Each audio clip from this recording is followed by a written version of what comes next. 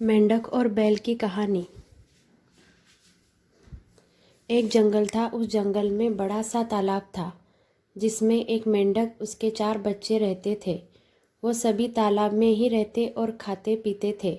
उन मेंढकों के पिता की सेहत अच्छी खासी हो चुकी थी और वो उस तालाब में सबसे बड़ा मेंढक बन चुका था। उसके बच्चे उसे देखकर काफ़ी खुश होते थे। उसके बच्चों को लगता कि उनके पिता ही दुनिया में सबसे बड़े और बलवान हैं। मेंढक भी अपने बच्चों को अपने बारे में झूठी कहानियाँ सुनाता और उनके सामने शक्तिशाली होने का दिखावा करता था। उस मेंढक को अपने सेहत पर बहुत घमंड था। ऐसे ही दिन बीतते गए। एक दिन मेंढक के बच्चे खेलते खेलते पास के एक गांव के तालाब में जा पहुँचे।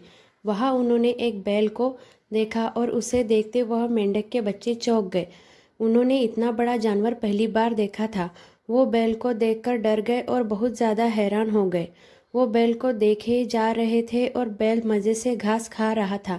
घास खाते खाते बैल ने ज़ोर से हुंकार लगाई। बस फिर क्या था, मेंढक के तीनों बच्चे डर के मारे भागकर तालाब में अपने पिता के पास आ गए। पिता ने उनके डर का कारण पूछा। उन तीनों ने पिता को बताया कि उन्होंने उनसे भी विशाल और ताकतवर जीव को देखा है। उन्हें लगता है वो दुनिया का सबसे बड़ा और शक्तिशाली जीव है। यह सुनते ही मेंढक के अहंकार को ठेस पहुंची।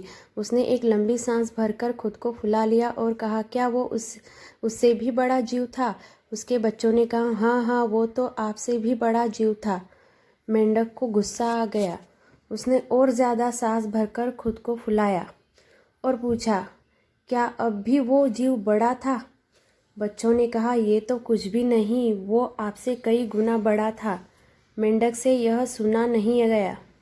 वह सांस फुला फुलाकर खुद को गुब्बारे की तरह फुलाता चला गया। फिर एक वक्त आया जब उसका शरीर पूरी तरह फूल गया और वो फट गया और अहंकार के चक्कर में अपनी जान से हाथ धो बैठा। कहानी से सीख: कभी भी किसी बात का घमंड नहीं करना चाहिए। घमंड करने से खुद का ही नुकसान होता है।